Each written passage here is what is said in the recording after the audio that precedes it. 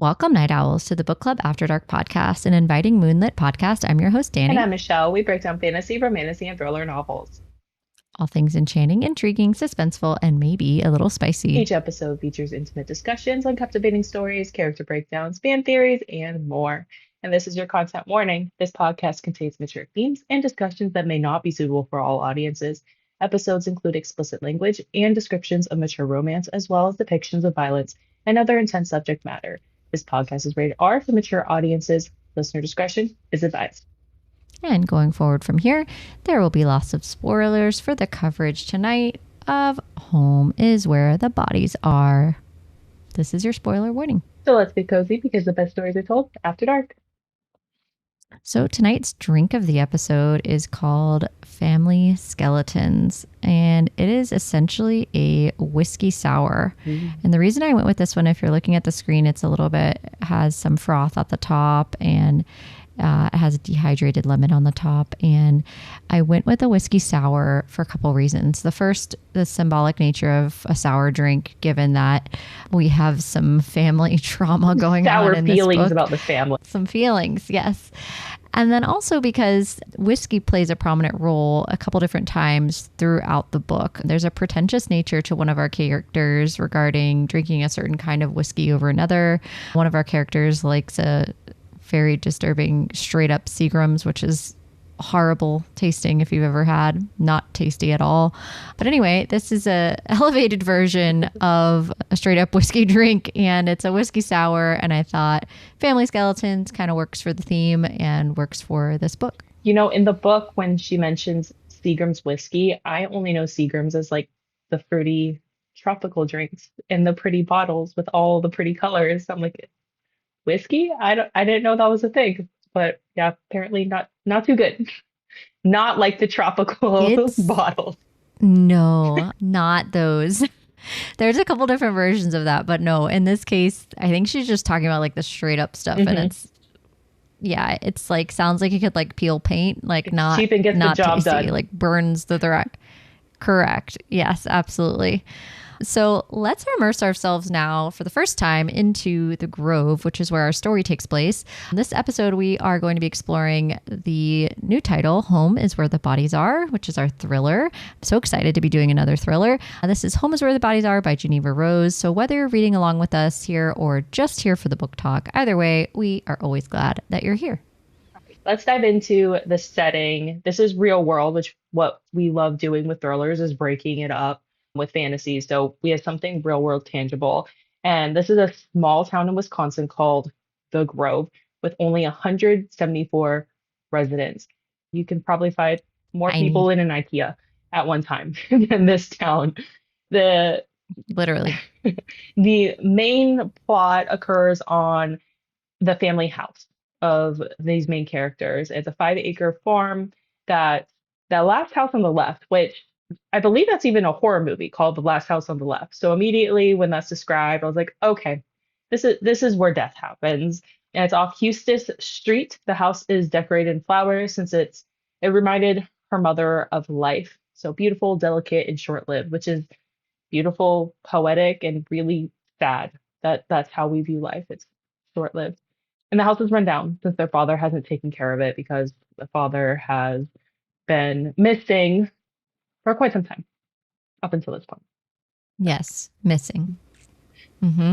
Our characters are, and again, we're covering this episode a little bit differently. So if you haven't joined us for a thriller before, we do not deep dive each chapter. What we do is an overall synopsis and then break down each, like our setting, our characters, our plot, etc. So moving on, we're going to talk about our characters now. So we have Beth, who is the mother's caretaker since her mother became ill with cancer. She has remained in Allen's Grove her entire life. She never left.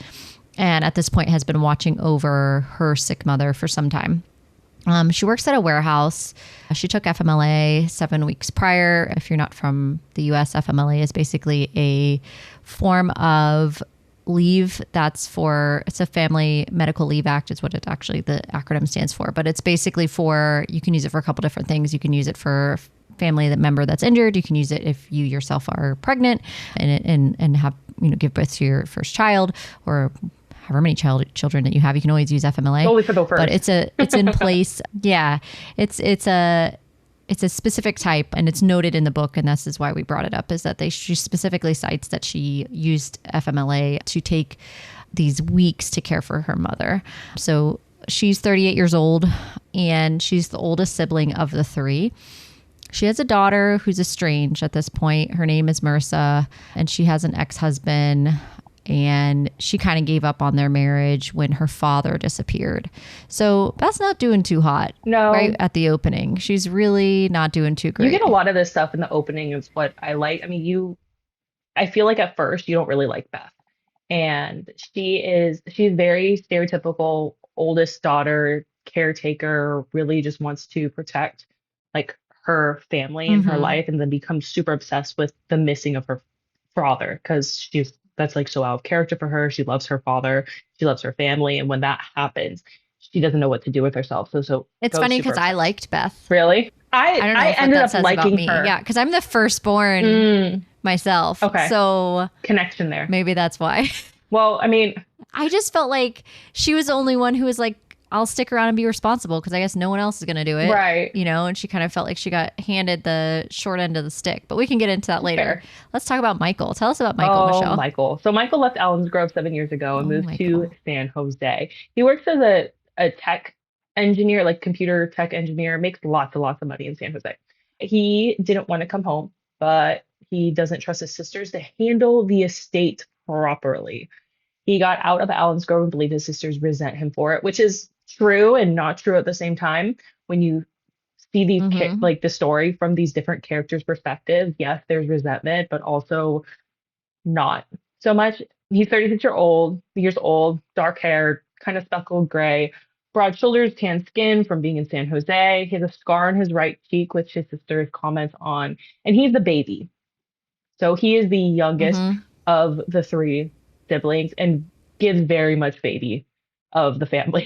He does. He really does. He is the character that very much looks down on the grow because he made it out. So he thinks he's better than everyone and has better quality of taste and just wants to be rid of Which is interesting. I wonder too, because you and I are kind of from smaller-ish towns in Florida. And so I was wondering kind of your take, not this small. No, not even close to this small, but smaller-ish. And there's definitely a vibe of people that have gotten out of where I'm from versus those that didn't. I mean, to me, it doesn't make any difference, but I feel like there was always growing up this like, are you going to get out of here and go like do something or whatever? And those who stayed. Did you ever feel that? Yeah, a lot. Because there's this feeling of when you grow up in a smaller town, you're not doing anything unless you get out of here. Like that's the dream, that's the goal. And if you don't make it out, you're just stuck. And I don't think that's necessarily true. I mean, both of us, we don't live in where we grew up. I think there's a quaintness to a small town that you can definitely embrace. It just honestly depends on who you are and what your lifestyle is, because small town charm is great. The thing about small town charm, though, and when I lived in Georgia for a couple of years, I lived in a small town as well. That's not quite this small, but I would say a lot closer. There was like 100 kids in my graduating class, so a lot smaller. And there's definitely an animosity to outsiders. So I would say that's one like a big con here, that if you're an outsider, you will never fit in. Even if you've grown up your entire life there and you're an outsider, you just won't fit in just because people have a certain perspective of you. So I would say that is definitely a con of small towns, that you don't necessarily fit in all the time unless you meet the status quo. Yeah, right. Or they know your whole family. Right. If it's just you, or you're a very small family, it's like, well, where's everyone else? You know, there's kind of this, it should be generational. So then we have Nikki, who's the middle child, and in classic middle child form is kind of reckless. And in this case is a drug addict, very serious drug addict, has a semi-good relationship with Marissa, who, reminder, is our oldest sibling, Beth's daughter. She was at one time an aspiring writer. She has a vivid imagination. She kind of reads off page initially as an untrustworthy source. That was kind of how I took her. Just because typically when you have a character that has a history of substance abuse, oh, and let's mention that these chapters are multiple points of view. So when you're reading it, you have points of view from Beth, points of view from Michael, points of view from Nikki, and points of view from Laura, who's our next character, who is all of their mom. So Laura is the mother. She dies right at the beginning of cancer. She had a close relationship with her kids and family for a while, up until her husband's disappearance, Brian.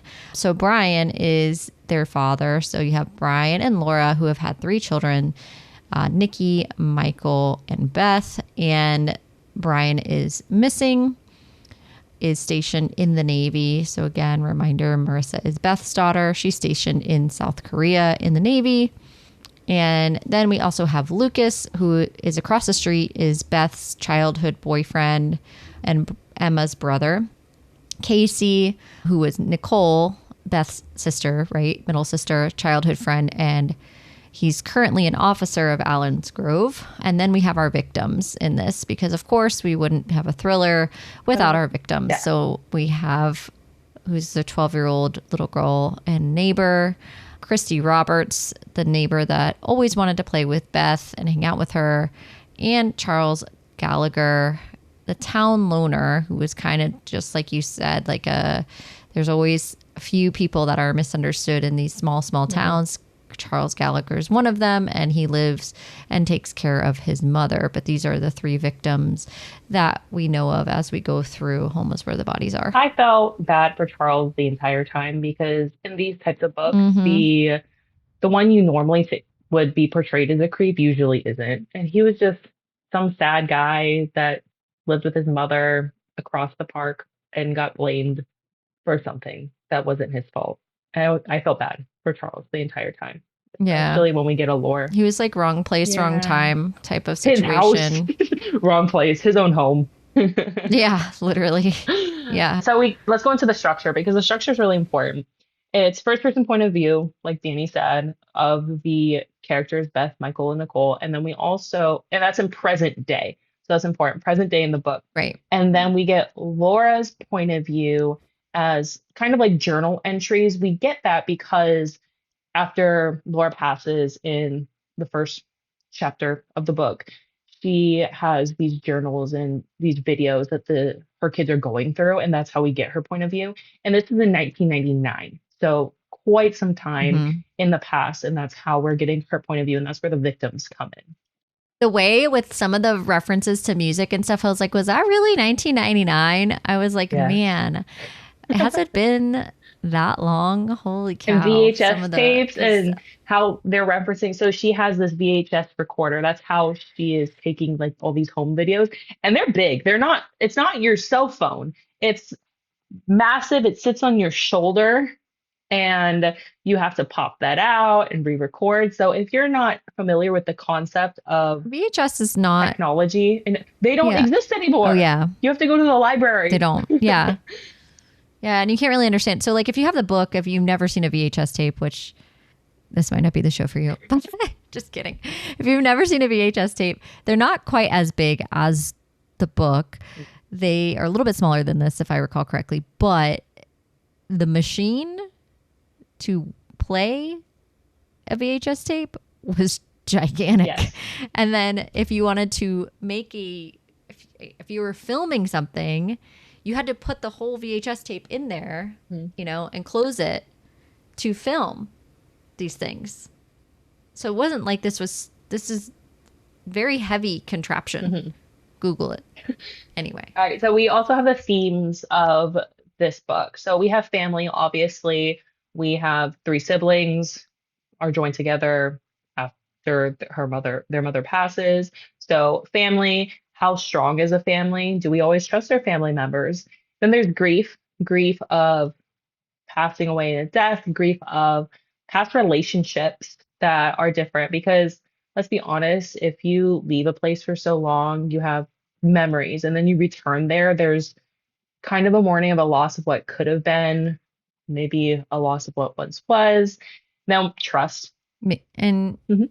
maybe even grief over a life that you didn't have because of the choices you made. Yeah. I definitely got that vibe from Nicole and from Beth. Hmm. They had resentment towards their brother because he went off and, had this great career and they didn't. And there was definitely some mourning of a life that they could have had. I felt that vibe from both of them. Especially with Beth when her old boyfriend comes into the picture. There is a lot of grief Yeah. in that because they were childhood sweetheart or high school sweetheart and things just didn't work out in their Mm-hmm. favor. Then there's trust. Right. Do we trust everyone around us? Who do we trust? The people that we normally trust, are they trustworthy? Lots of questions on trust here, especially because we have unreliable narrators throughout this book, and we're kind of trying to figure out who's reliable, who's not. And then conditional versus unconditional love. I think this is a big one, especially from Laura's perspective. Do Oh, yeah. we love our children unconditionally, or do we? And what does that mean? Yeah, right. At the end Throughout of the day, everything. what are you willing to do? Mhm. How far are you willing to go?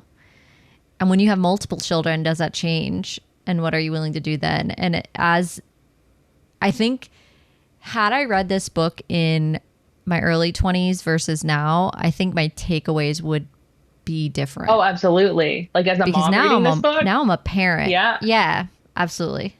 I'm a parent now. So, and a spouse myself. So when Laura is talking about meeting with Brian, her husband, I'm putting myself in Laura's shoes. Mm-hmm. The whole time I'm the mom, I'm Laura, which for me is like, I felt most at home in Laura's character versus the kids.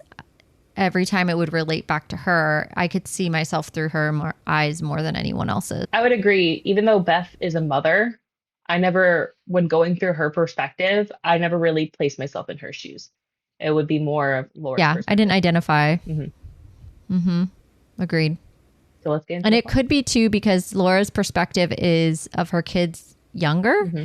and maybe that's like the phase I'm at in motherhood. But I also just like couldn't identify with being so estranged from my own child the way that Beth is. He literally I had a got hard deployed time. to South Korea from Wisconsin, the farthest place she could go. Yeah, I don't associate with that so well, but we have young ones who still depend on us to wipe their butts. So This is fair. This is fair. So easy for us to judge, I yeah, guess, right? right. Never know. Life could throw you something and you could think you're going to handle it one way and then you have no idea how you really would Mhm. when the instance actually happens. Right. That's fair. So Danny, do you want to lead us into the plot? Sure. So let's talk about the introduction to conflict. Our story begins from Beth's perspective. I'm like having a tongue twister with that.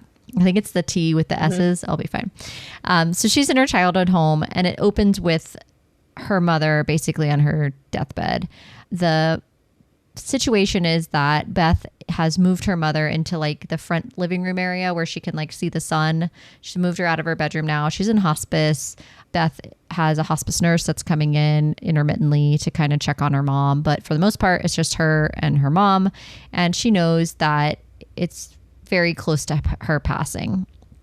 So as she's taking care of her, she talks about how her brother is on his way. Sister is somewhere strung out. So she thinks. And then she kind of watches the sunset with her mom as she has her last dying breaths. And then there's this critical moment where you already know that you kind of starts you off on this thriller path of her mom having her last words, which are that her father did not disappear and don't trust. And of course she passes away. Of course. So we don't find out who don't trust is, or if it's a person, if it's a thing, we don't know. Mhm. There's no anything else because she just passes. And it's like, there's the way I was irritated. And then I was like, what secret could be so serious that she literally cannot say it until Her last dying breath. she's gone. Mhm. Yeah. Yeah, when she passed, I was like, come on. I understand the author had to set it up to get all Yeah. these characters together and to solve this mystery.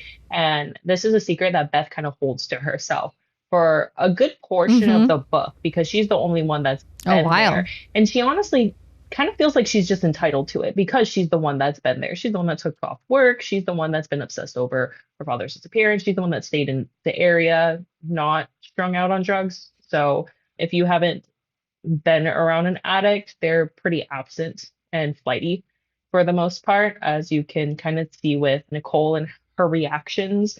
It's a lot for Beth to have to handle Nicole and her mother dying, and she is, basically gone no contact with Nicole up until this point. The story continues with each perspective of the siblings. Michael arrives in Alan's Grove once he receives a text from Beth that their mother was passing. So he got there just a little bit too late, and his perspective looks down on the small town. We've already talked about that Oh, immediately. he's super pretentious. Yeah, he has his Mm-hmm. like rental car, and he's already like, ugh, the house looked so much better 7 years ago when dad was here. No one's painted, no one's like pressure washed. It looks terrible. It's like, okay, my guy, you've been living up in San Jose. You haven't come down to help. You can't look down on this. Whatever. Mm-hmm. Beth recalls their dad disappearing with a note. Laura, I'm sorry, love, Brian. So his dad, or his truck, was seen 7 miles from the south of their home and again on a whole road crossing into Illinois, then disappeared. So Beth is kind of recalling because she has the don't trust. And immediately she's like, don't trust dad? Like, what? Well, don't trust. He Right. disappeared. Who is Who am it? I not trusting? And she's recalling Mm-hmm. the evidence for him just disappearing and his truck just kind of being left at the border of Texas ultimately. And the story is he had struggled with depression and refused help. This is what Laura told people, that they were actually having problems. He didn't want to get help. And the cops believed it was their mom at first who had, had something to do with the disappearance, because you always look to the spouse first. That's typically what happens. Right. But his truck was found abandoned in McAllen, Texas. So ultimately they're like, no, he just decided to abandon you guys, which honestly, as a child, that's hard to hear. But imagine as like an adult, you have this perspective of your parents that you've been cultivating. It seems like they were pretty positive parents throughout the majority of their childhood, at least from Beth's perspective. Mm-hmm. And then all of a sudden he just ups and dips. Like that's just jarring to her. And she can't Oh, absolutely. really wrap Yeah. her mind Especially around in this small of a town. it. Hmm. Like, what? What do you mean he just Left. left? People don't just leave. And then the more you find out about Brian as it goes, like the less that seems plausible. Right. But there's still, it is and it isn't.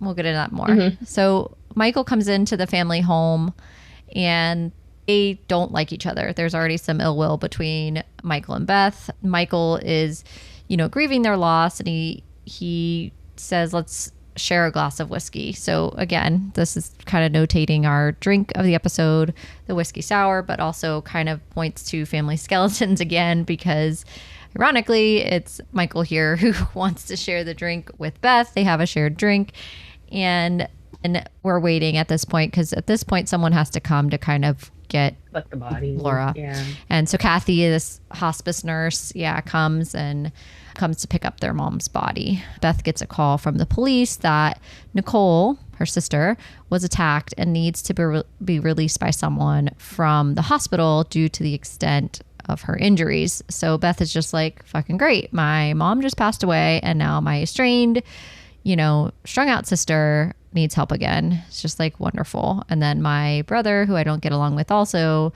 and who's arrogant and rude, is also here. So things are just going great.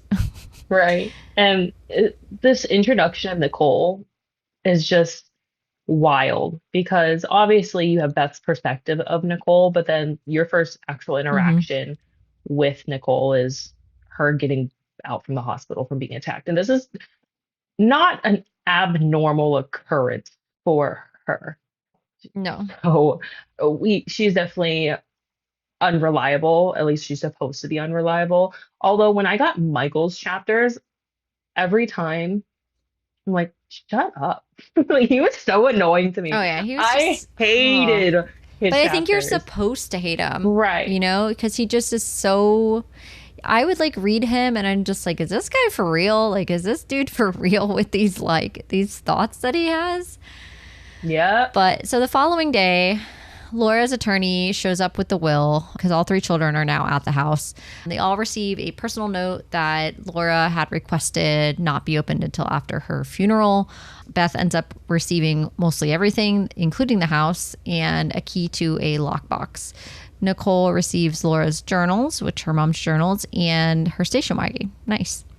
Michael receives all of Brian's things, minus 2 items that Beth and Nicole can choose, and Laura wished to be cremated and scattered across their property at sunset. Which, okay, so did you, first reading like the will, did you think of anything in particular why these characters got these certain things, or were you just like, that's fine? I tried to, but I felt like by the time this happened, it was so early on in the book that I didn't feel like I knew any of them well enough. And by the time it started to escalate, I kind of forgot about this. The will, yeah. Yeah. Like I remembered it was there and I like knew it as like a piece, but I didn't hold on to it. And I probably should have held on to it a little bit more. But I didn't really, I was like, okay, this is what they got. Nice. And I didn't think more about it. But then it was interesting after the fact of like, Laura, why did she want to be scattered at the home that she like died in? Like, why does she still want to be there? You know, like some of these things are definitely clues, and I didn't piece that part together at all. Right. I thought it, obviously, with knowing the ending, it's so ironic that Michael receives Brian's things. Like that, there's the irony. Oh, there. yeah. It's like you live with his stuff now. This is yours because, you know. Yep. Yeah. And Beth, I thought it was also interesting that it seems like her mother wanted to trust Laura wanted to trust Nicole and have the best intentions. She thought she was gonna go places. And when we get her perspective, we see that she saw Nicole going down a dark path when she was just like 15 years old. And there was nothing that she could really do, no matter how much she intervened. But Beth is the one that ultimately gets is the one entrusted with the truth from her mom's perspective. Right. So I thought that was interesting. Yep. And the gifts are symbolic, of course, but I definitely think that the way the book is structured, I didn't think that much about it after the fact. Right. I will say that. Right. Because it goes into so much more. There's so many things that happen that I kind of forgot about that as I was reading. Which gets to tensions rising, which is where we start that rise. So the plot continues to build, right? Siblings begin to clear out the attic and the house. They're dividing and organizing belongings based on their will, etc. Michael was scattering the attic for totes and boxes and things, and they start organizing the piles to try to lighten things up and to try to, like, of course, in true like eldest sibling fashion, Beth is like, how can I, make this more enjoyable or like get along with my siblings a little bit and try to like do something to lighten the mood. She's like, all right, let's look at these first different videos. So there were like 3 videos to choose from, and what they end up choosing is June 1999. So at first it's like this image of the 3 teenagers at the time, and then all of a sudden the video cuts, and this is where you kind of get the cover of the book and you're like, oh shit, this is where it's about to go down. And sure enough, there's a view at night, and Brian comes. The way I see this in my mind of like with them watching it on the TV and all of this, it like came to fruition for me, and I was like, man, this would be really cool as a movie. Brian is running and asking for help, and the 3 now adult siblings are watching this, and cuts to the camera. So the camera's still running. He tells her to turn it off, and she's like, okay, I got it. Tells her to turn it off, and she's like, okay, I got it. But she doesn't. She didn't. No. She definitely didn't turn it off. It's still on, and it's like running to the side. So like, again, remember, these cameras at this time are gigantic. So if it's running to the side, she had to take it like off of her shoulder or have her positioning once and like roll it down or do some kind of movement like this, because these are not small. And at the time that she does this, you see the dead child, Emma, which we don't know Emma Harper at this time, but that's who it is. And Laura being told by Brian to help get rid of the body, basically, and that Brian needs help. He doesn't in so many words say get rid of the body, but he's like talking about how he needs help. At this time, the siblings are like, what the fuck did we just watch, right? They're just like stunned. And All three of them are shocked for different reasons, we find out later. Two of them for the same reason, one not so much. Emma had been reported missing. So we find out later that Emma had been reported missing and was never found. This is like not just a revelation of the siblings, this murder happening, right? Or the siblings watching it. It's the small ass town, and all of them had lived with Emma missing, their family. And then coming to find out that, oh my God, my parents had something to do with this and we never knew. Like, I just can't even imagine that type of revelation of finding something like that out. Well, and Emma wasn't just some random girl. Emma lived across the street. On their small street in this small town. She lived across the street. She was the sister of Beth's high school sweetheart, Lucas, as well. So she was very well involved in their family. So this isn't just some random girl. They helped to try to find her. Yeah. Immediately. Like, they went on search parties to find her. To find Emma. Like, this is like a big deal. And the siblings now knew why they never found her, because, you know, Beth's immediately like, parents had something to do with it. And they're determined to find the truth of her death. But Michael is very much like not wanting to find the truth. And I was suspicious of him from here, because he's like, all right, well, let's make the deal. If you don't find anything, then let's take the secret to the grave. Like, you don't want to know? Why? He was very not wanting to know the truth. So I was like, okay. And then you kind of write it off because you're like, well, he's such a smug asshole that he doesn't want to stay here any longer than he has to. And he doesn't want to deal with this. He just wants to like be done with this and bury it so that he can go on to his new fancy life. And you kind of like write it off initially, but I was annoyed at him. Then we have Lucas, who, like we just said, Beth's high school sweetheart. He appears and his mother has dementia. He's actually had moved away from the Grove as well. Him coming back is also new for Beth. And he's taking care of his mother because she has dementia. And dementia is essentially, if you don't know what that is, your brain starts deteriorating and memories aren't what they used to be. A lot of times people with dementia, they randomly go into the past and believe that they are somewhere in the past. And that plays a key role here. Living with people who have dementia are very difficult. Oftentimes they become aggressive because their brain isn't processing things the way it should. And I've had multiple family members with dementia, and it's really hard to watch. Their brain just becomes mush, and they don't know who they are. They don't know where they are. They don't know who you are. And it's really heartbreaking to see. And he asks if she'd like to go for a walk, similar to how they spent their time in high school. What we haven't talked about yet is how Beth used to be a track star in high school, and they would actually run together. They would run through the woods by her house. They would run all over town. And so obviously they're in their late 30s and they probably can't sprint anymore. Walking is kind of connecting them like they used to do in high school.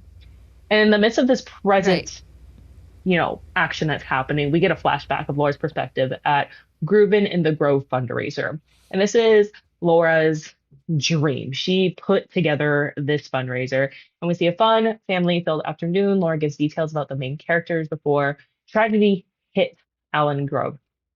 Emma was a tenacious girl with vibrant energy. She literally was like, I'm going to win every game. And if you haven't been to like one of these small town festivals, there's like egg toss, there's egg races where you like race with the egg in the is in the spoon and then you hold in your mouth and then you like try to run back and forth. There's balloon tosses. So a lot of fun games, and she won one, got a ribbon, and she was trying to win a lot of them. So your peak of Emma as a person, not a victim. She's a really sweet girl, just a lot of energy.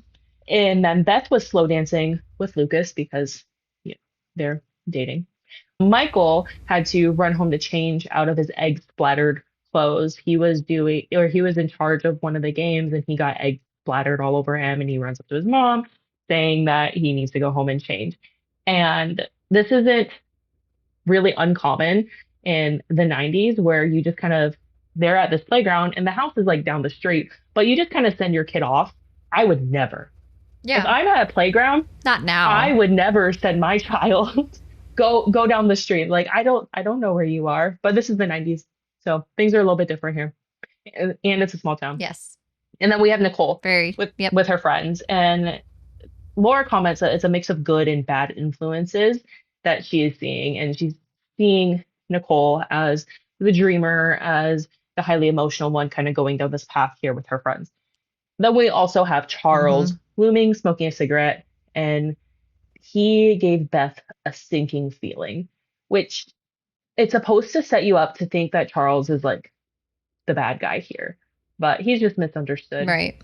and just kind of an Yeah, outcast. he is fully. After this flashback, we go back into the present, and Beth and Lucas are walking down memory lane together. Beth learns of his divorce and how he never wanted kids due to the trauma their family faced, which is him losing his sister. And that was a lot for his family Mm-hmm. to process.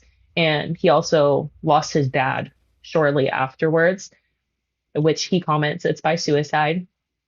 Beth reminisces on the life they could have had but never was because she was a track star and she was so obsessed with this scholarship to a university, finally get out of there, that she wasn't taking care of her body like she should have. She was skipping on meals, not eating so much, and she ended up getting very badly injured and losing her scholarship. So that was a lot for her to process, as well as Lucas losing his sister.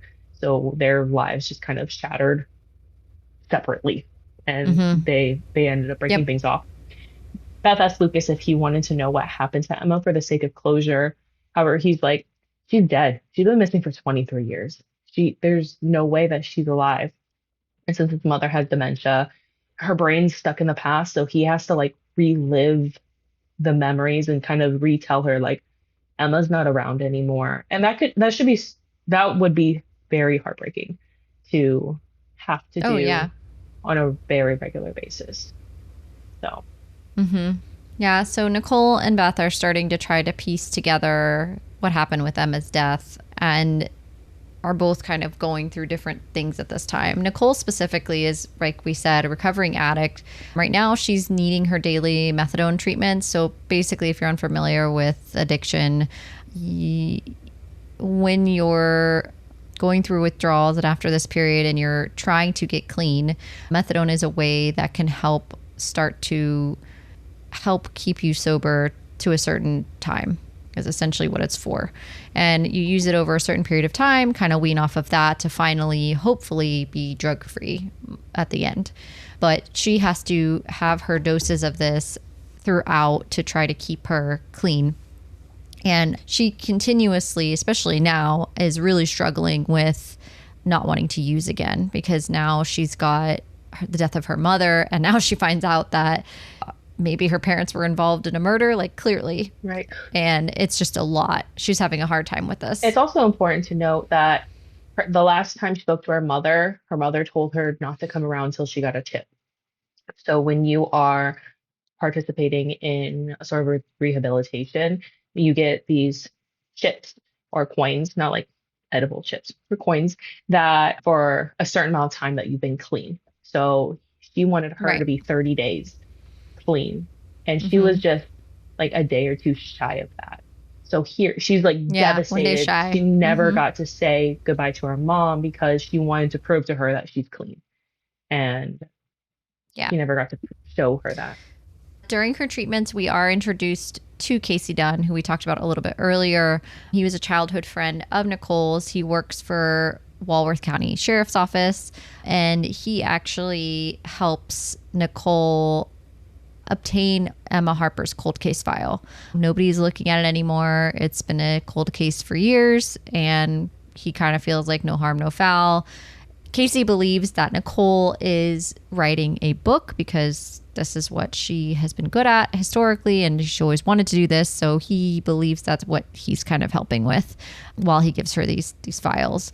He doesn't have any idea, obviously, that her family was seen on a tape with the body or anything like that. So there is another flashback where the Thomas family receives news of Emma's disappearance. And throughout this time, each member recounts how they last saw Emma. Laura has a feeling that Emma's not just out past curfew, and they just start to search the area for Emma, and there's a knowing feeling that she's never going to return to the Harpers. All the siblings are out, and the house actually ends up getting broken into.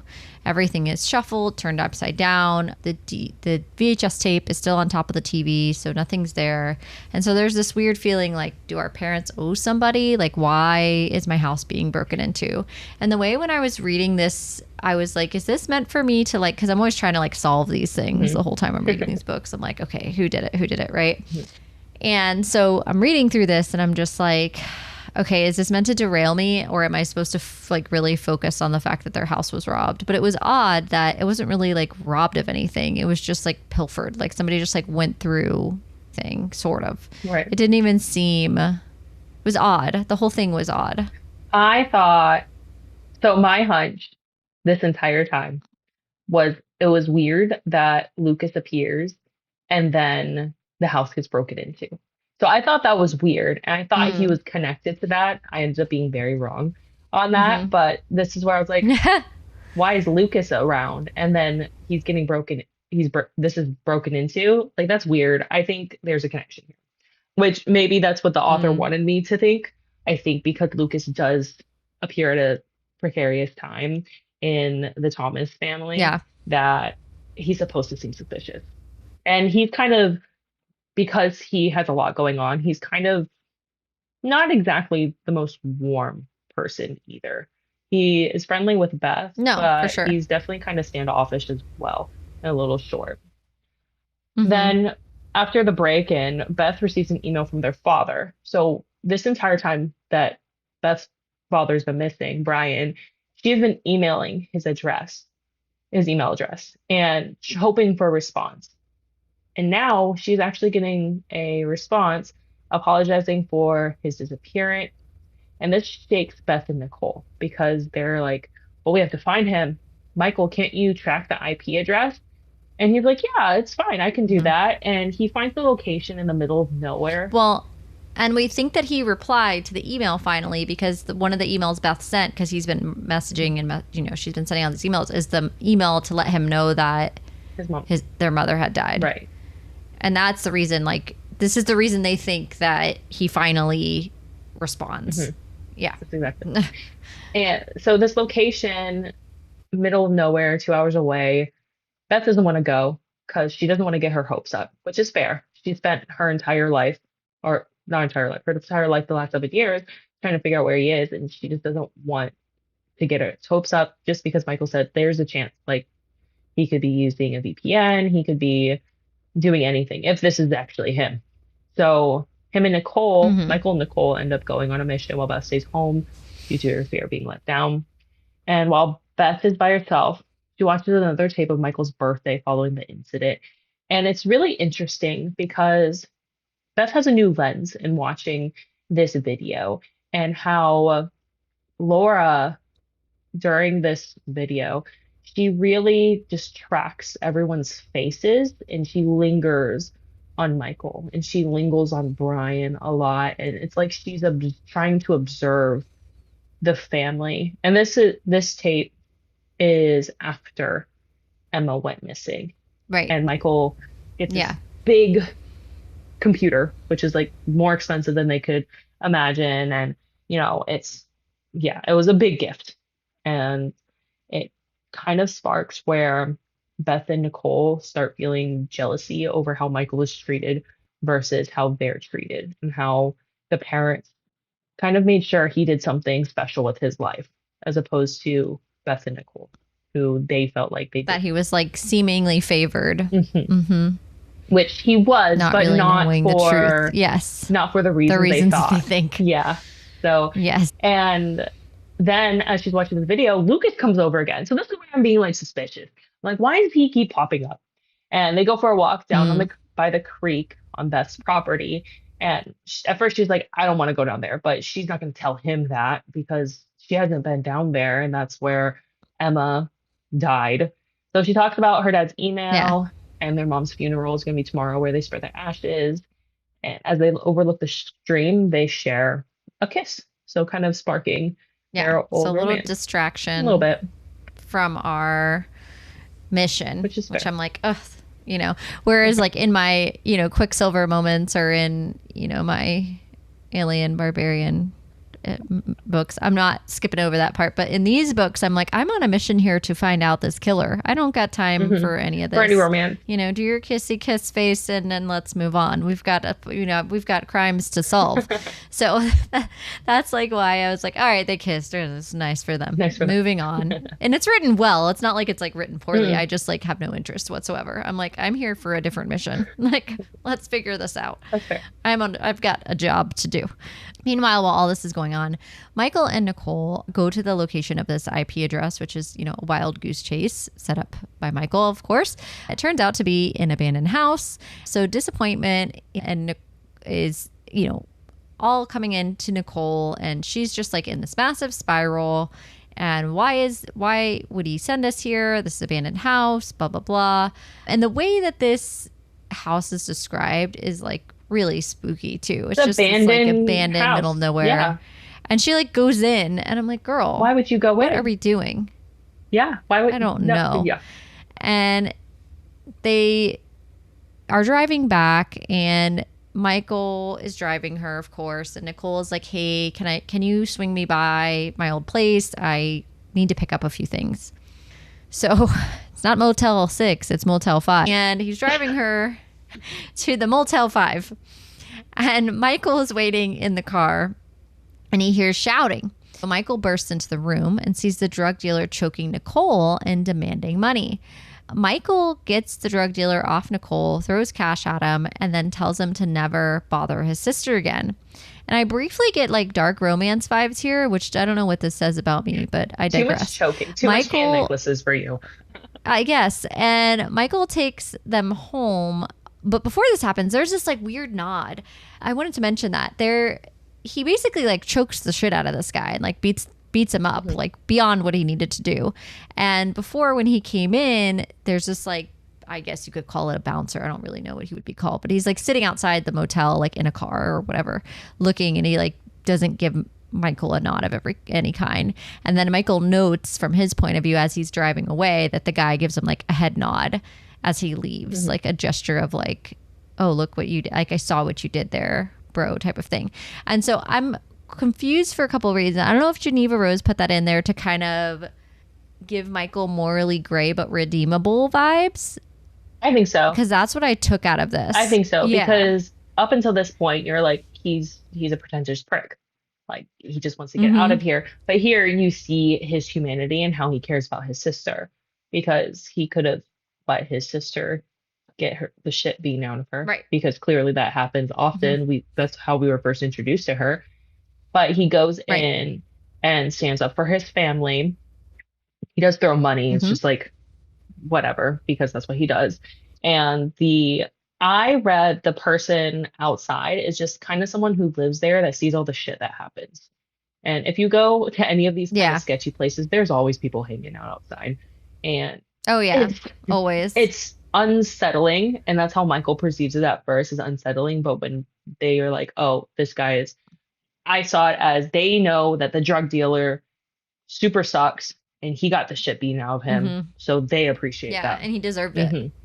Yes, so exactly. Yeah, I think Jeneva Rose was trying to tell us, like, or show us, hey, maybe don't think he's too bad to, like, get us off the trail. Don't make it too obvious. Yeah.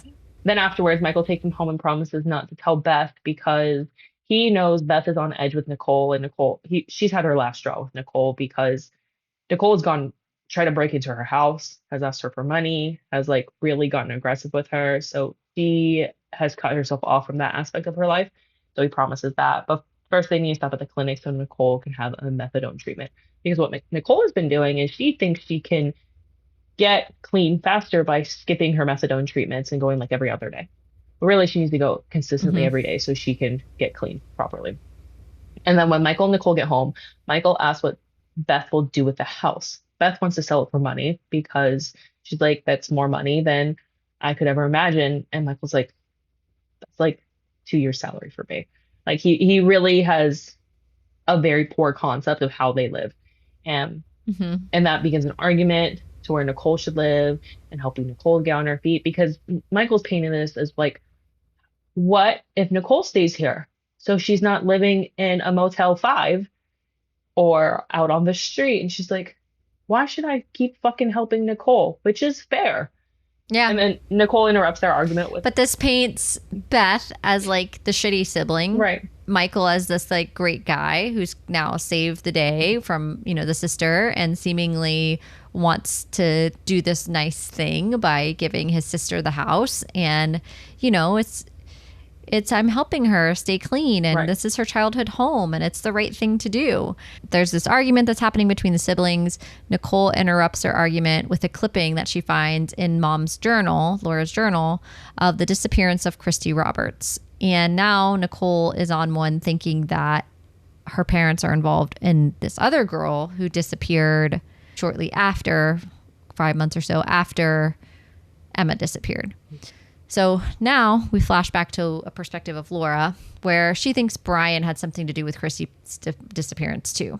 This is unsettling for Brian.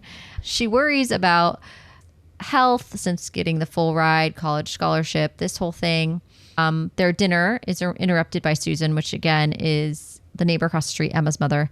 And she's telling them, oh, Charles Gallagher confessed to killing Emma. And remember, Charles Gallagher is the like strangest neighbor that lives next to the playground and harmless, but seemingly the easy scapegoat in this town. Time shifts back to the present.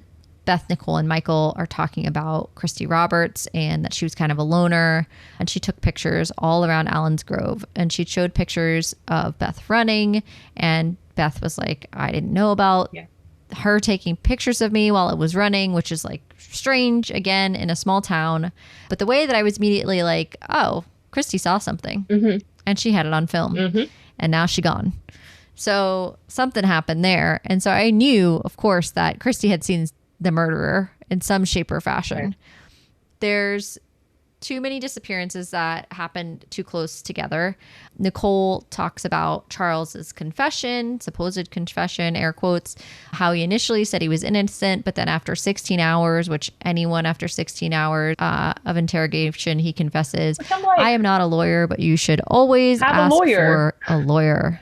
And if you don't have one, the state will provide one for you. I was like, why didn't Correct. Why wasn't always ask for a lawyer. Given representation. Ask for a lawyer. No matter how strong you are, 16 hours, these are professionals. Their entire job is to get people to say things. And since this is such a small town, they're like, well, haven't you seen the first 48? They never they're like, oh, you don't need your lawyer, do you? You're going to tell me the truth. Oh, yeah, I'm going to tell you the truth. I don't need my lawyer. Wrong. You need your lawyer. Yes, always. First answer is always get a lawyer. Also, I'm not a lawyer or an attorney spokesperson, but get your lawyer. Just saying. What's really sad is because he was like innocent at first, but they found very circumstantial evidence against him. And after 16 hours, he was like, oh, you know what? It probably was me. It's almost like, how do you twist your brain into, how do they twist your brain into thinking that? Well, the circumstantial evidence was like a toy was left that was hers in his yard. But like, again, he lived across the street from a park and there was a bunch of other kids' toys there. It wasn't just his toy. Right. And her footprints were in his yard, which kids cross through his yard all the time. And I believe he also had a jacket, which kids leave their jackets everywhere. Like his yard has toys all over it and he doesn't have children. Like there's just garbage and junk on it because kids just discard their stuff. But the case ended up being dropped because Laura planted Emma's bicycle by the woods so they could find it and clear Charles' name. Because she had immense guilt because this man was about to go to prison for something he didn't do and something that Laura and Brian had a hand in doing, even though they didn't kill her. They know what happened to her. So then we're back in the present. The siblings go to the Boar's Nest bar in town. So this is like the only bar they have. And Michael offers to buy the house from Beth here. But she doesn't want him to have it since he's had a better life than her. So again, she's holding on to these things because she feels this resentment towards him. And then this is where Casey arrives at the bar and gives Nicole another file for Christy Roberts. And he did like a cross reference and he found a missing report for Charles Gallagher, which we didn't know he went missing. And that's because he's such a loner. It was like swept under the rug. It's like, oh, of course he would go missing. He he's the town pariah now, even more so than he was before. And Oh, he was hated. yeah, so Yeah. of course he just went missing. Because they still believed he did it. Mm-hmm. It wasn't, even though it was they just dismissed. didn't have enough to hold him anymore for the murder, but the town all still thought he murdered her. Right. Because he had confessed. And so it was kind of like guilty by groupthink more than anything else. And I mean, honestly. he was taking care of his poor mother too. So his mom's like worried about him because he went missing on December 28th. And so that's 6 months time between Emma's death and then Charles Gallagher's death, because it was June and now it's December. The night before, he walked to the boar's nest, but he never made it home. So his mother was very upset, but no one gave a shit about Nobody him, cared. Yeah. So because trial by public opinion was, oh, he's a murderer of Emma. And so when you have we don't care that 174 people in the well, technically there's 174, 2 are missing, so 172 by this point, that there's not much you could really do. So right. Then, so the evening Exactly. of the funeral, which is the spreading of the ashes of their mother, the siblings walk across the yard to spread their mom's ashes at sunset. Lucas and his mom join in, but her dementia was causing to believe that they were still in 1999. She called Michael, his father's name, so Brian, and asked for Laura. And, Lucas is trying his best to like explain, like, this is why we're here. It's Laura's funeral. And, he was just, it was heartbreaking. It was hard for everyone involved, but Lucas ended up leaving pretty early because, he just, the funeral, Lucas took her home and let the siblings spread her ashes in peace. And then we have the next day. I do appreciate the pacing of this, and because of it's a thriller, you do have to move pretty quickly to, one, build these characters, and two, build the suspense of what's happening and what the true nature of this story is. So the next day, Michael took Nicole to her methadone treatment, leaving Beth behind again. Lucas appears again with a bouquet of yellow roses, and that's where to the house. Her and Lucas share an intimate moment in her childhood room, and then Beth realized she had her feelings for him never disappeared. So they hook up. It's very much off-page hookup. So PG-13. Closed door. Yep. Beth is determined to give Lucas the truth, though. Like, after this, she's like, I gotta tell him. And she shows him the tape, realizing the ending was cleared. And Lucas is like pissed. He's like, are you fucking kidding me? Yeah. Is this some joke? What are you talking about? Like, yeah, because she prefaces, I have this video of your sister. I know what happened to her. Like, puts the video in, hits play, and it's just like there's nothing. Nothing. It's just guys. Furious. Because now he just slept with her, and she's like, you're gonna tell me this now, and then also you have nothing. Like, what, are you sadistic? Like, what's wrong with you? Why? Who does this kind of thing? Like, who relives their sisters? And then you're my neighbor. Like, he just can't deal with this. Nope. This is like too much to process. Yeah, he's having a hard time. Yeah, he's out. He's like, I'm out of here. I can't deal with this. Beth is just like completely distraught because she's like, I just got Lucas back. It's gonna be okay. And then he just said, like, fuck off, essentially. Like, get away, stay away from me. And she just, anger and sorrow rips through her. And then Michael and Nicole get home to see Beth like burning things in a garbage. She's just like lighting everything on fire, saying, fuck this. Michael's like, oh, great. I thought we were organizing this so we could keep some of this shit, but I guess we're just going to burn it all. It's like, okay, thanks, Michael, for that insight. But then there's an argument, which ends in Michael ultimately storming off. And it's just a hot mess of a scene. And then we have another Laura flashback to the night Charles disappeared. And Brian tells what happened, how Eddie killed Charles for supposedly killing his daughter. They went to the boar's nest drunk and followed him home, and Eddie strangles him to death. And this is where we find out why Eddie ended up committing a suicide a few months after this. So Brian got Eddie cleaned up and disposed of the body.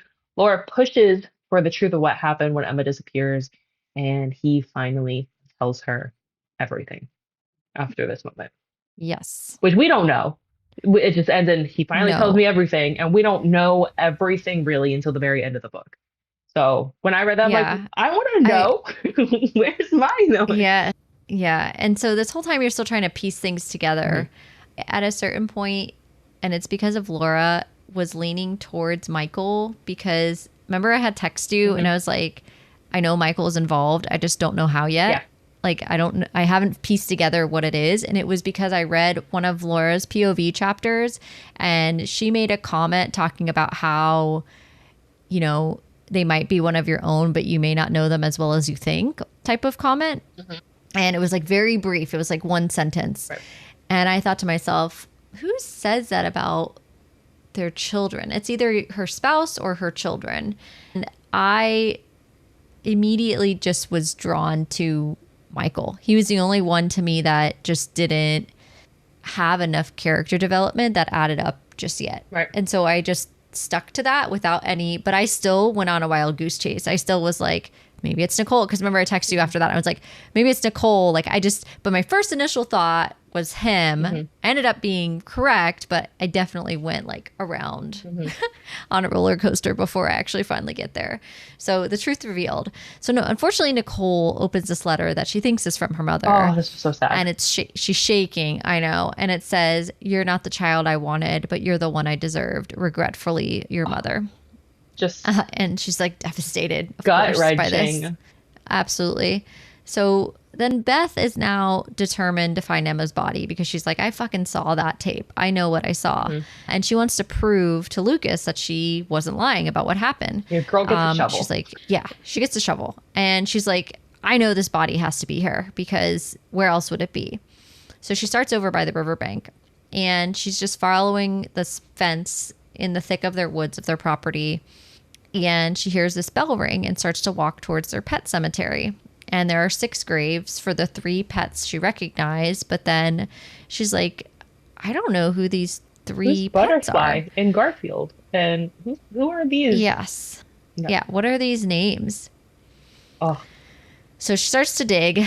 And of course, she starts to find human remains. And at this point, we switch over to Nicole's perspective, which is this very fast like cut between how they're figuring this out, point of view perspective. At this point, Nicole is like distraught over what she just read and is just emotionally a wreck. And she's like, I want to know what's in this lockbox. And so she steals Beth's lockbox and heads to the bank, the key, and heads to the bank. And she basically manipulates the teller into thinking it's her because she's like, I don't have my ID. I don't have my ID. And she's like distraught. Her mother passed, whatever. And the teller's like, don't tell him. All right, if anyone asks, you show me your ID, right? And she's hoping like, it's money. Like what she's hoping is money because she like really wants. She doesn't have anything, and she's hoping it's like money, Yeah, she jewels, wants a way something. out. She's like, this shitty car. What am I going to do with this? Yeah. Especially to like, because she's really feeling at this point in time like I need drugs. Like she's really feeling it, and it's really hard for her at this point. Yeah. She's like about to relapse, especially because of this note. She's really not in a good place, which works very well to Michael's favor. But so there's a sealed manila folder titled The Truth. Inside are these papers, a receipt for a $5,000 money order, some torn clothing, a mood ring, and a first place blue ribbon. And there's a letter that reads, I've taken these secrets to the grave, but that's as far as I can take them. And they're signed Laura Thomas. She reads everything. And immediately Nicole drives back home. On her way home, she calls 911 and she's like, there are 3 bodies. I need the police to come. So at the same time, Beth is uncovering the 3 bodies in the backyard. So she's shoveling and she realizes that Butterfly is Emma Harper, and that's her grave. She doesn't realize just yet that Garfield is Charles Gallagher's grave. She does realize that Goofy, because of the wedding band, is her father's grave. And this is where we find out that Brian actually died. He did not run away from the family. And this is where Beth is like recalling her dying words as a person approaches. And this is when Lucas, of course, comes behind. So as soon as like I read that, I'm like, I fucking knew it. It was Lucas. Yeah. And he's just like, I heard screaming. I ran over. But it wasn't Lucas because Beth shows Lucas Emma's remains and her father's, and he's just like in disbelief. And Beth confirms what she told him before. Like, listen, I told you. My parents had something to do with this. I don't know what. Like, I don't think they killed her, but they had something to do with her disappearance. And And it he's clicks. yeah. He's like, did your parents kill Emma? And she's like, I don't know who killed him. And then she clicks, like, wait, I fucking knew it. Hmm. And then Michael comes up and hits him behind over with the shovel. And he's like, you should have just left Yeah. the past in the past, Beth. I was like, oh, Michael. I should have fucking I known it was knew it. Michael. I know you Of knew it, but I course. was stuck on Michael. Lucas because it's always the boyfriend or some sort of love. Like for whatever reason, I was like in my head, I was like, Lucas knew that somehow discovered that Brian had something to do with the disappearance and he's been trying to figure out how this entire time and that's why he moved back. Like that's why what I had in Hmm. my head. Completely delusional and I made that up. But yeah.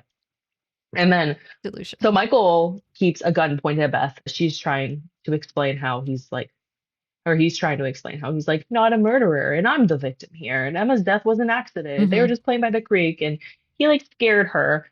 She fell off the bridge and hit her head and covered her body with brush.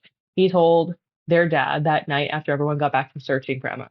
So, first of all, you went searching for Emma and it's just searching for Emma, knowing that you killed the girl, but whatever.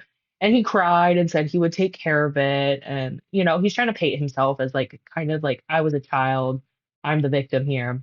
Michael Right. claims he didn't know what happened to their dad or who's in the third grade. So, which lie, but also not knowing Charles Gallagher was in the other graves probably accurate, but obviously he knows what happened to their dad. When Beth pressed Hmm. again, he says 7 years ago he returned home from grieving the death of his girlfriend, and their dad believed he killed her and had regretted protecting him. Which I'm also like, did he?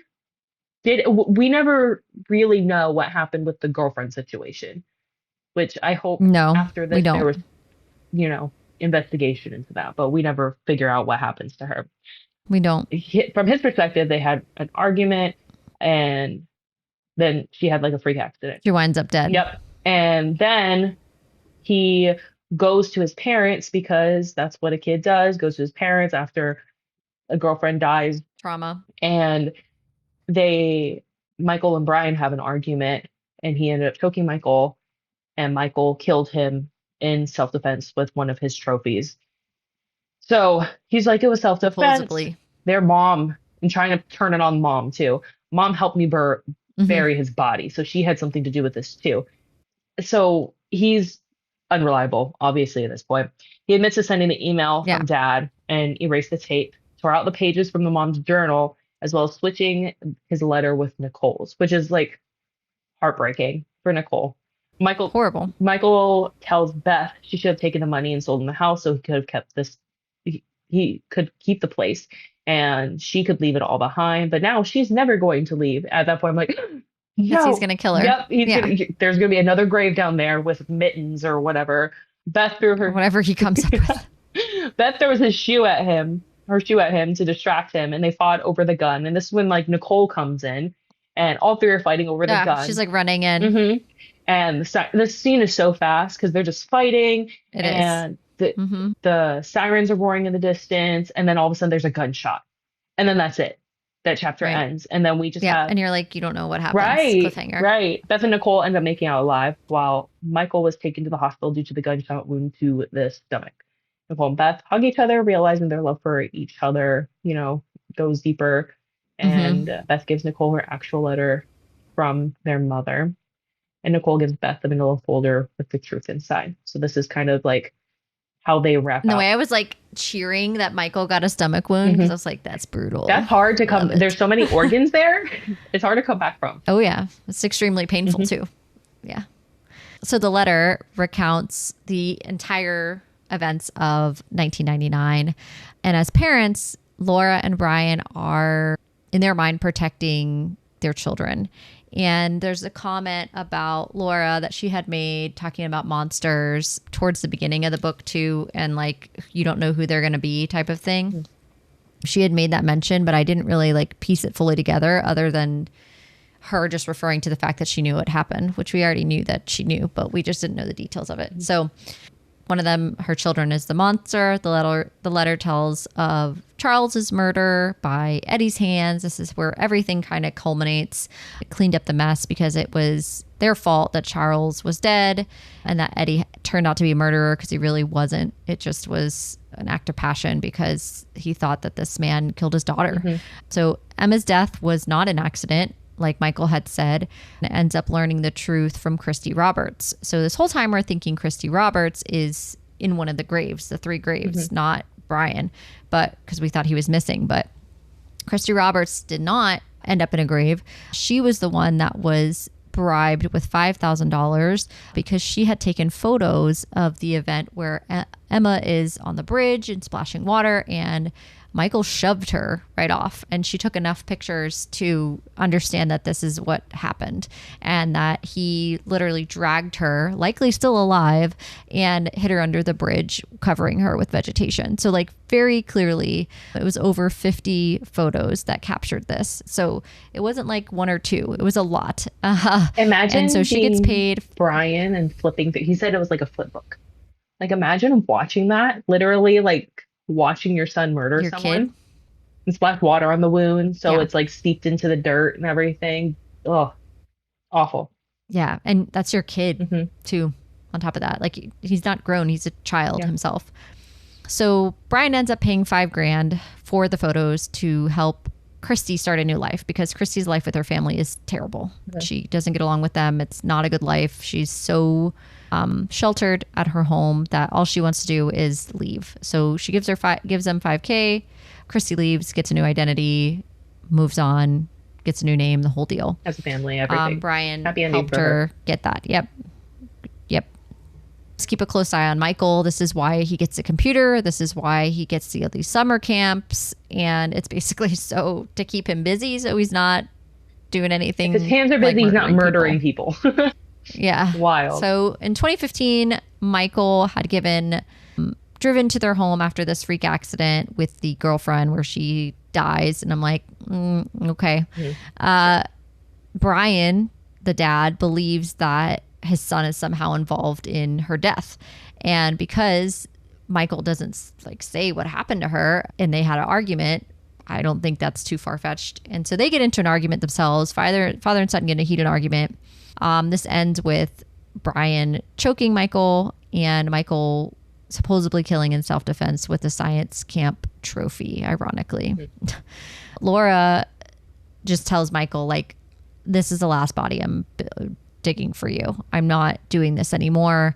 And she helps him hide the body and helps set up the whole thing that has Michael driving the truck to Texas. The night before, coincidentally, Brian had written a note that said sorry to Laura for just a spat that they had. And he had left a note for her just like as a daily, I love you, Laura. Sorry that we had an argument type of thing, and left it on the counter. So she uses this as the note that says like, oh, he left this and this is all I had left, right? And she writes, the last time I saw Michael was the day he left in Brian's truck. I hugged my boy. I told him I loved him, and I told him I never wanted to see him again. Every motherly instinct within me had evaporated.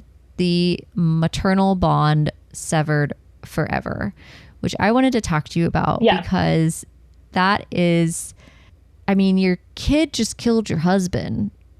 Yeah. And he's not your kid anymore. He's a grown now. man. Yeah. So this entire story is essentially about how Laura did everything she thought was right to protect her children. Right. To protect Michael, Yes. to protect basically everyone in the family, because this is what she thought was the right thing to do. It started with Brian thinking what was the right thing to do, and she followed along, but she kept the secret because she thought it was right. And I don't blame her for cutting him off because there's only so much a heart can take. Obviously, we have little ones, so I would likely say, like, if my daughter ended up in a situation like that, I would like to say I would go to authorities, but I would also probably say, shit, how do we cover this up? Like, in actuality, Like, I feel like, Mm. I want to do what's best for my kid. Like with Eddie killing Charles, if someone killed my daughter and I knew who it was, I would not let the system take care of it. I would take care of it and figure it out. Mm-hmm. Because the system often fails and does not provide justice. Mm-hmm. So obviously it Mm-hmm. does sometimes, most of the time it does, but there are cases, especially with like certain types of assault, which were not described in this book, but that the system doesn't always prevail. So, Yeah, well, and it provides that morally great question of how far are you willing to go for your kids, right. and what is that line, I don't and think I would know the this book line. skates that Yeah. question. I don't think I would know the line until I was presented with a situation. Because I know I Yeah, would die for my kid. I would not die for my husband. yeah. I would die for my kid. I would likely murder for my kid as well. So that I would You wouldn't die for your husband? no, because if no, I wouldn't, and that's not because I don't love him, but like Okay, then. if it had to be like if I had to choose between like my kid and my husband, I would choose my kid, and like at Oh, well, gunpoint, that's not what I'm saying, of course. yeah, but I mean, I think, yeah, I mean, I would expect my husband to do the same, to be honest. yeah, I would want him to do the hmm same. I want my kid to live. I always want my kid to live, exactly, even if it's at my own expense. hmm Yeah. And I think that's what this is, right? You want your kid to live even if it's at your own yeah, expense. And so she's thinking, well, I'm the reason this person exists. It's now my responsibility to to clean up clean up after, this yep, mess. which is fair. I mean, if your child ends up being a monster, or do you take responsibility for that? Like think of like all the parents who have like serial killers as like children, right? Do you take responsibility? Is that nature or is that nurture? Did I have something to do with that? How did that happen? I definitely don't think helping hide the body helped in this No, situation. no. And Because here's the thing, like this is like her husband gave her a situation first because she didn't know. no. First she thinks it's Brian. She has no idea like what happened to Emma. First she thinks it's Brian. So are you doing this for your husband? Helping him hide a little kid's body? hmm Because that's what she did at first. She didn't know she was protecting her kid Right. till later. And then once Brian explains it, she's like, oh, I would have done the same thing. And now I understand where he's coming from. And he's like, oh, do you trust me? Like, I'm protecting you by not knowing. Let me tell you something. You better tell me everything because I ain't helping you with shit. I will I'm decide not if I'm touching helping any you of that. with something. Yes, No, correct. we're not. Like, I have already now seen something that I want to unsee, and I better figure out exactly what the hell's going on here because you're not getting me to lift no shovels or nothing. I don't know what the hell's going on here, and this is a little girl. Absolutely not. No. Yeah. I'm not doing that. 1999 or nuh-uh. No. And you can make the excuse of, oh, it's 1999. They had different technology then. No. It was easier to get away with this type of thing. And yes, technically to a certain point that works for the story. Yeah. It does eliminate certain factors, They're in a especially small being in such a small town. They don't have you access to resources. yeah, there's a lot of things that get there's a lot of things that kind of get made easier to tell this story because of the timeline.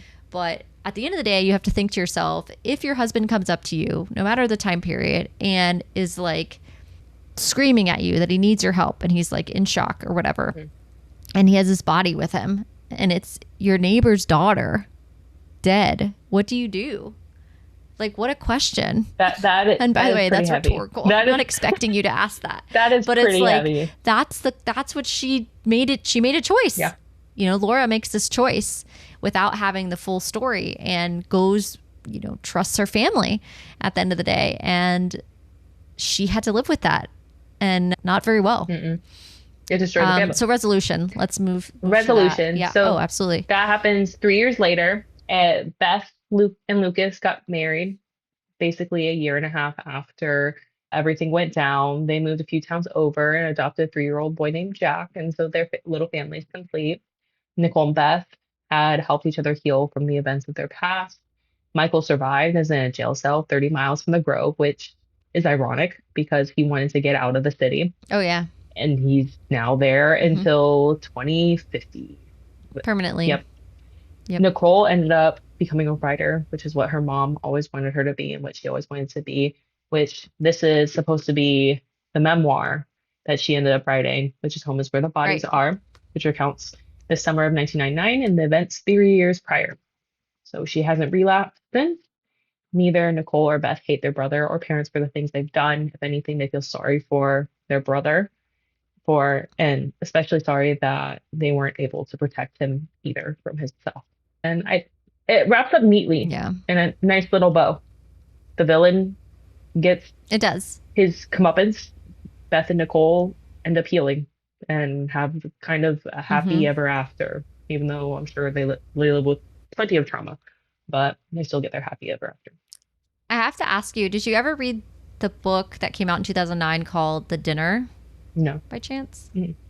So this book reminded me a lot of The Dinner. The Dinner is a Dutch based book, and the premise of it is the entire book takes place at this dinner table in a restaurant between two couples. The whole story. And it's about the size of this book too, and it's these two couples talking, trying to figure out how they're going to protect their sons, because this footage, there's ATM footage, like CCTV footage of their sons brutally beating and killing ultimately a homeless man No. by the ATM. Why? These kids are like not great kids, but these are very affluent parents, and they're at this dinner table, and the whole dinner is centered around this morally great question of how far do we go to protect our sons and our livelihood and everything that we've built that could now be ripped apart by these two POS kids that we have. Mhm. What do we do now?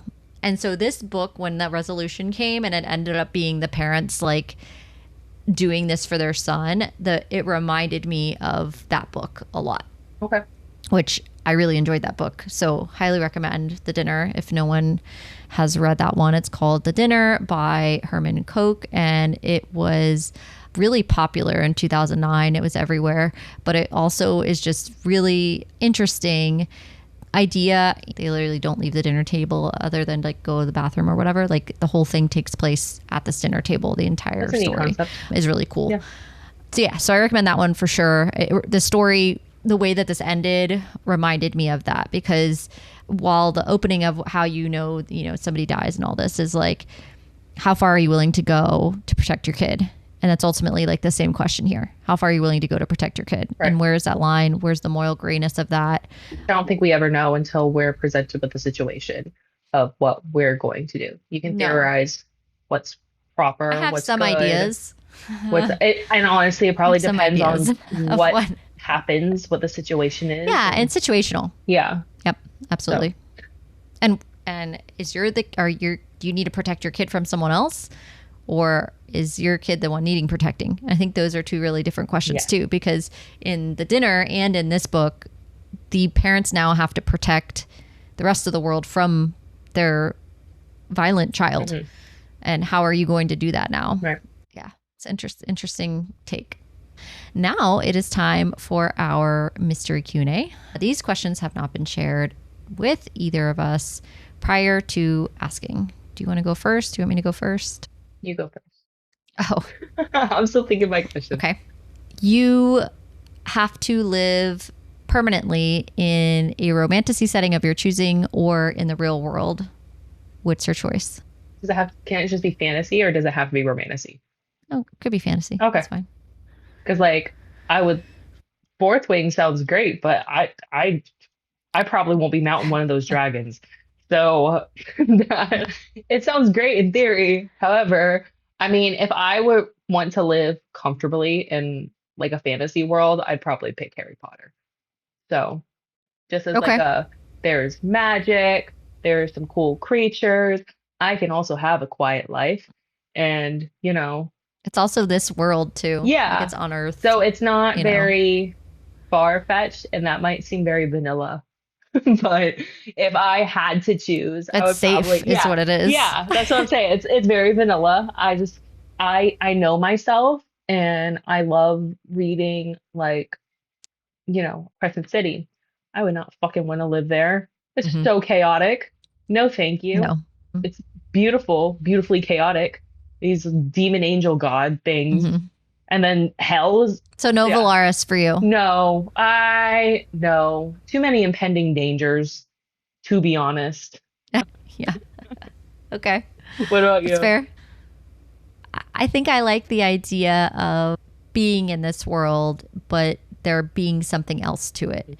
And what I mean by that is, so like, I love the idea of not no longer being a muggle, right? And living in a magical part of the world that I can't see. Mm. And where I was going with this is when I asked this question randomly to you is there is a Nora Roberts series, and it's actually based on a teacher who leaves teaching and goes back to her Irish roots and ends up Okay. by accident walking through a forest into kind of another Ireland, Okay. basically through a portal type thing, but it's still on Earth. But it's not Ireland. They call it a different country, but it's like just a much simpler way of living. There's magic, there's creatures, there's all types of stuff, but they're like on a horse farm and it's like absolutely beautiful. Oh, I love I was that. like, man, that'd be really What's nice the to have title of like the the book? simplicity of it. It's a really cool cool book. I'm gonna have to look it up. Okay. Give me a second while you ask your question. I feel like we know so much about each other. Okay. So it's one of Nora Roberts's trilogies, and it's called The Awakening. Okay. I'm gonna have to. Is the first one. I always get picky about like books with teachers in them because especially I don't do mysteries with teachers in them. Like I will probably never read The Teacher by Frida McFadden just because a lot of times the teachers are painted in like a very like improper way and that just gives me the ick. So Hmm. I can't. But it sounds like a good story. So I will. Yeah, Sounds good. I liked it. And you know, the romance. There's romance, but it's like it's definitely more closed door Mhm. type of stuff. Okay. But Nora Roberts is really, really. I enjoy her books. I think it depends on the person if they would enjoy her, but I tend to really like Nora Roberts' And sometimes books. you need a closed You door. kind of she has a similar, not only that, but she has like a similar writing style. So she like all her trilogies and stuff are kind of like the same. You know what you're getting, so it's comfortable. Kind of like Frida McFadden. It's the same type of thing. Like Frida writes all these thrillers. It's the same type of thing with Nora Roberts. Like you know, What you're once gonna you read her style of writing, you kind of know what you're getting. You know you're getting your happily ever after. You don't know how you're going to get there, but you know you're going to eventually get one. And you know you kind of have your tropes of how she writes in her style, and it's comforting. While you're reading a new book of hers, it's still comforting. Just like you watch a new season of a show you already love. You know, you kind of know the comfort elements of the world that she's going to create, and it's enjoyable. So Okay. Awesome. yeah, recommend that. That's the first book of that one is Awakening. Sounds good. All right. So when we talk a lot about traveling, when you go on a trip or a vacation, are Yeah. you a vacationer or are you a traveler? Meaning, are you the person that has to plan everything and go see all the sites, or are you very much a let's just relax, let's take Where it am I in? going? It's up to you. Okay, on a cruise, I'm doing nothing, Okay. almost nothing. Fair. Like if they, you know, they have the like the little itineraries for those who have not been on a cruise. Yeah. They give you these like So many they used to give you seminars. paper, now it's on an app. There's so many seminars. now- Who's yeah. going to a seminar I know on there a are. cruise? I don't know. I think a lot of the retired folks are going to learn about jewelry and you know making your skin youthful again or whatever. But there's these seminars, but there's also like all these fun Pickleball games and like and- shows and yeah. all this shit going on, and yeah, like you know the sexiest man alive walk down the pool deck and like the belly flop contest, and those are all great. Hear me out, they're awesome. They really are great. If you've never been on a cruise, please 10 out of 10 go do all the things. However, I am very fortunate that I have been on a lot of cruises because of where we live. It's only 45 minutes from our house. The cruise is right there. We get Florida resident discounts. We are spoiled by living so close to a major cruise line port. For that reason, because we don't have to fly there and we're super spoiled, you know, once a year or so, we will go on a cruise, which is great. Point being, I have been on these cruises. I've seen the belliest of belly flop contests. I have, The sexiest you of know, the sexiest gone man. to, yeah, I have gone to the Broadway remake show a number of times. I've seen the things, and the things are great. But also the other thing that is great is like doing nothing and sitting by the pool. And not having Nothing. like And just having someone bring me a drink. what I love is like there's no the internet. art of nothing that Yeah, there's no there's internet. I mean, you have to pay for it like per day, right, but you're not but constantly, you can't like just randomly flip through social media. You have to unplug unless no, you need, I mean, you no, use the yeah. app to like Hmm. navigate. And if you're like in a group, you could text people on that. Like if you're on the ship, because the Hmm. ships are pretty big and it's easy to get lost or lose your people on it. Oh, But you yes, can this is true. Yep, unplug yep, yep. and you don't, it doesn't matter if someone Hmm. like sends you an email because you can't even answer it. So it's okay. Yeah. And then the idea of the cruise having everything already on it and it's moving, Hmm. like the ease of that, like everything I need, I can get food anytime I want. Anything I need for these days that I'm on this boat is all literally right here in a moving hotel, and I'm still going to a destination. Hmm. I like it.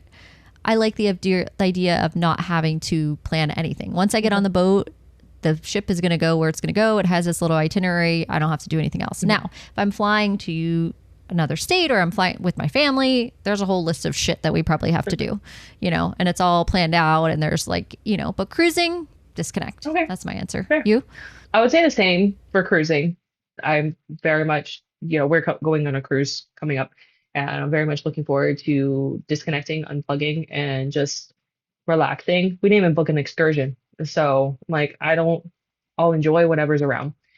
And I feel like I've become less type A with traveling just because I have a kid now. So I don't have, even when we like fly somewhere or go somewhere else, I have like maybe a list of things I would like to do. But if I only get to like my top two or three, I'm totally okay with that because traveling with a kid is a lot Yeah. different than just traveling with two adults. You have to plan things depending on the age, planning on their mood and their hunger You have level. concepts of a plan. Yeah. So I feel like I've gotten very less strict on what my plans are for Same. vacationing just because I can't anymore. Gonna Yeah. fail. If I No, have a we get yeah. ideas of, yeah, generally Mhm. what we want to try to do. Hmm. All right. So before we wrap up, let's talk about what's coming up next on Book Club After Dark. I can't believe I'm saying this, but next week we are going to start our Twilight Twilight. journey by Stephanie Meyer. Twilight. This is very different And though. with our Twilight journey, oh my God, so different. The way we're going to structure these episodes is pretty cool. It's going to be book coverage, movie coverage, pop culture coverage, interview stuff. We have these episodes really jam packed with a whole bunch of different things. This is not Twilight chapter by chapter. No. This is the reboot 20 years ago. I'm in a reread. I haven't read these books since they came out. I'm in a Michelle, first time read. So I'm yeah, coming it from the perspective of I'm 31 and I'm a millennial. I'm reading these with a fresh set of eyes. And make sure to check the stories for my thoughts on Twilight as I'm going through them. yeah, yes, yeah. And so we'll be talking about the movies too and their impacts. And yeah, so this is a different spin for us. We wanted to do something different that we've never done before, and we wanted to cover a massive series in a totally different way. And by the way, if you are looking for deep dive coverage of Twilight, there are two podcasts historically, if you go on Spotify or another one of those apps, that you can find deep dive coverage if that's your thing. We just won't be doing that in our coverage because it's been done before. So we're doing something totally different, totally new. Really excited to get into that. And after that, for July, we will have another thriller, which soon to be dropped. The details of what that is, what the next book we're going to cover is. Thriller or maybe something different, maybe a little dark romancy. I don't know. What are we going to do, Michelle? We'll have to see. So we're excited to get into that. We might need a major palate cleanse after Twilight. We're going to have to see Might need a little how bit we of fare spice by in the end there of with a July. YA. Maybe we might. Yeah. So hit that subscribe button to hear more of our exciting book talk. We are looking forward to dissecting these novels and movies and pop culture and all the things with you. And don't forget, we want to hear from you. If you have thoughts on Home is Where the Bodies Are or suggestions for future reads, drop a comment below or message us on one of our social media platforms at Book Club After Dark Pod. Show us your fan art, theories, or anything bookish you'd like to share. You can also visit our website, bookclubafterdark.co, to stay up to date on our cozy content and check out our merch. That's all for tonight. Sleep tight, night owls. Until next time, happy reading.